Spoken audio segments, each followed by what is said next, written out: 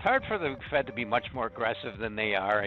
Some measures say that it's the most aggressive they've ever been, certainly on a global basis with other central banks playing catch up. We've never had more central banks hiking rates at the same time. At the same time, the world is clearly heading towards a recession, definitely in Europe, China potentially, likely, and U.S. very likely, and particularly with numbers like this, it's keeping the Fed pounding hard, yet everything's tilting towards recession, so it's a 1929-like scenario. I think we're getting to catch up with the mainstream. I was early and wrong initially, predicting this about a year ago. Don't fight the Fed was my main theme this year at the end of last year.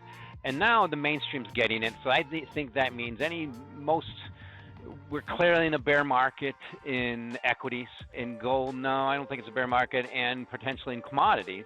And any big rally should see responsive sellers. But that's what you expect in bear markets. Rip-roaring rallies, rip your face off, and bear markets take money from everybody. So I think that narrative is now mainstream. It's just a question of how much volatility there will be and what can save us. And that's my key theme for literally the last almost 3 months is I don't see what saves this ebbing tide of global risk assets, most notably where all correlations are now starting to head towards the S&P 500. You look at the charts now, even crude oil and commodities are all following the stock market lower, and they're catching up because they spiked earlier. And gold is too, even bonds, everything is. And the question is what comes out ahead. And I'm been early, but I'm sticking with my thesis that we're heading towards a significant deflationary recession, which is way overdue. That'll be enduring and potentially an enduring peak in equities and commodities. And the assets will probably come out ahead, I think, will be eventually U.S. Treasury long bonds, Bitcoin, and gold. And I look at this 2-year note, it pumped up to near 4.5%, and that's just guaranteed 9% over 2 years, not including compounded returns. And in a world that's heading towards recession, that's just way too attractive, which is a problem because it keeps the dollar strong, which is bad for overall commodities. And now that U.S. cash, I refer to the two-year note, is so attractive in a global deflationary environment. Now, yes, inflation has been high, but I will, by the time this airs, I'll be publishing an update to my commodity and inflation outlook where your typical indices and typical measures use 12 months. Well, I use 120 months.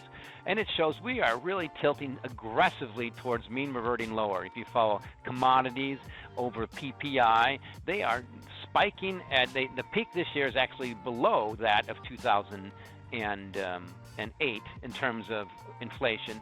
And it's just looking at the macro bigger picture that I fully expect. When we're speaking this time next year, it's going to be about enduring inflation. The difference this time versus almost our entire lifetimes is the Fed will not ease as easily as it did in the past. That's the big difference, and I think most equity investors are getting it.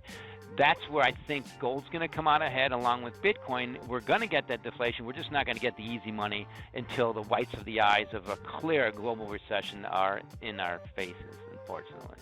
Now that pendulum is swinging so hard, hardest I've ever seen it, and central banks are pounding so hard, it's the lagging factor, and it's just inevitable. The key question is what stops this? It's certainly not going to be the Fed. The number one thing to remember about gold is it's doing what it has been in the past. It's made a new high in terms of the euro and the yen and virtually every melting currency on the planet except the dollar, or maybe the ruble. And it's a matter of time it does in the dollar. So gold's doing what it's supposed to. It's underperforming the dollar. Remember, what's leading this pressure on gold is the most aggressive Federal Reserve rate hikes that, since the 80s, for good reason, but it's fighting lagging inflation. And I have to open crude oil, and I'll let you there in a second, but I fully expect gold, this pounding of the sledgehammer from the Fed is it's bringing out the responsive sells in equities, but I think it's building that base in gold. Now, I didn't think it gets much below 1,800, and here we're close to 1,700. I think it's just a matter of time that once we get to this delayed deflationary outbreak, gold will break out. But the key thing to note here is one of the most significant global mean reverting assets, crude oil, spiking early in the year was part of the reasons the Federal Reserve and central banks accelerated the rate hikes. Now that mean reverting asset is doing what it always does, it's collapsing. So I think that's going to happen. In terms of dollar-based gold, what's the key thing that's driven the strength of the U.S. dollar for the last at least 10 years is the U.S. stock market outperforming the world. So that's part of the lose.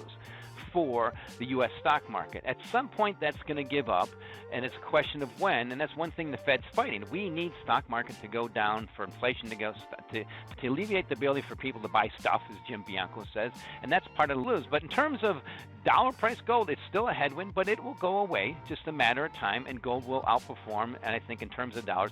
But remember, in other currencies, gold's doing what it should be doing, and it's protecting wealth. So I didn't expect the Fed to be this aggressive in the rate hikes. I didn't expect crude oil to pump as much as it did, but now everything's reverting, and that's going to mean to an enduring base in gold. So to me, when gold gets above $2,000 an ounce, I didn't say if, it's just a matter of time, it should stay above there forever. It should put that in enduring bottom. But what we need for that to happen, Danielle, is this transition towards what I think will be that enduring deflationary period, which is a matter. So Bitcoin, I think it's a matter of time. It appreciates towards that $100,000 level, and at some point it's going to just flip in and kick into that bull market.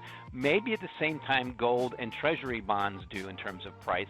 The key thing right now, it's getting pounded, but it's one of the most discounted it's ever been on a 100-week and 200-week moving average, and it's simple facts of supply, demand, and adoption looking forward to the next 5 or 10 years. Supply is going down by code, demand and adoption are going up. Now, you cannot really say that about virtually any other asset on the planet. That's also in early days of an adoption. So the world's going digital, and this is a benchmark digital asset. So to me, it's a matter of time, and let's look at relative price. I think Bitcoin's building a foundation around 19 to 20,000 like it did around 5,000 in 2018-19. It did get as low as 3, and here we are, 19,020. So that's what Bitcoin does. It only goes down after it goes up a lot.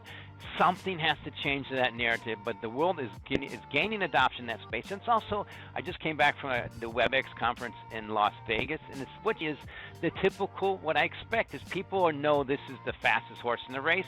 It's the most advanced, it's the rapidly advancing technology. You can't fall behind, and you need to be part of it. And it's still such a small portion of global investable assets. And I'll leave with this as far as Bitcoin and Ethereum and cryptos is there's lots of speculation, but one thing that this space is doing, Ethereum, is making possible this new technology where the most rapidly trading cryptos on a planet is the dollar, tokenized dollars. People are just starting to get that. U.S. regulators are just starting to get that. And the fact that China pushed back on it is also another reason it's going to be adopted in this country. It has in Canada. It's just a matter of time. So that's, again, it's supply, demand, and price. So here, let's just compare that to crude oil. Supply, demand, and price. Crude oil is being replaced by technology. It's the same place as it was in 2007 for a reason, because we create more of it, we use less of it, and rapidly advancing technology is the reason. The U.S., I guess a bit of an optimist, is not dumb enough to acknowledge this is rapidly advancing technology. And as I pointed out earlier, this technology has adapted the dollar as its base foundation.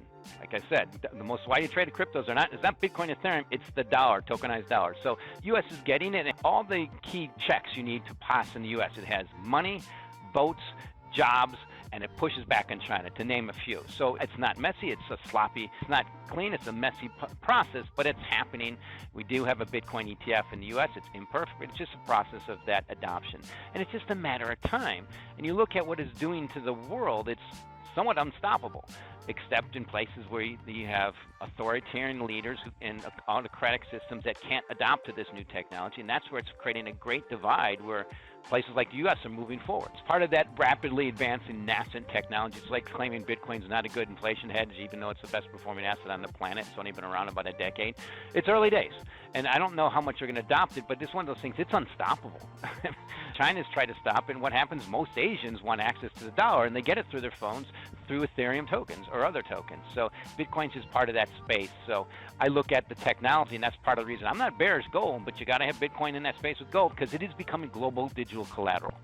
The base, mostly at the moment, Bitcoin cryptos have been pushed to the right side. It's the global macro with the Fed and central banks pounding the hardest they've ever done in many cases, while the world's heading towards a global recession, a significant recession. This is like 1929. So I fully expect that gold and bonds and Bitcoin's going to come out of this ahead, but it's that process, and at some point we're going to get to inflection. I'm not saying the Fed's going to ease, because they can't ease like they passed, but get to an inflection. They have to stop tightening because the pressure is so bad that everything's tilting lower, and the question is what stops it. And right now I don't see anything that stops it, and I think it's going to be one of those things that, Danielle's going to take 1 or 2 days. We have a sharp drop in the stock market or something, and then the Fed's out of the picture, at least for tightening. The key thing to remember is they will never ease, ever, like they have in the past, because of the lessons of inflation and too much liquidity. Bernanke wrote the book and the Courage Act, and it made complete sense. They saved the system, but we got way too much easing, way too much liquidity, and the key lesson is you only get dumps, major corrections after you have massive pumps, and we had the biggest pump in history. And now that's dumping at the greatest pace in history. It's slow moving. I'm impatient. It's just going to take time. That's why I point out a year from now, I think the key narrative is going to be deflation and how do we get out of this recession.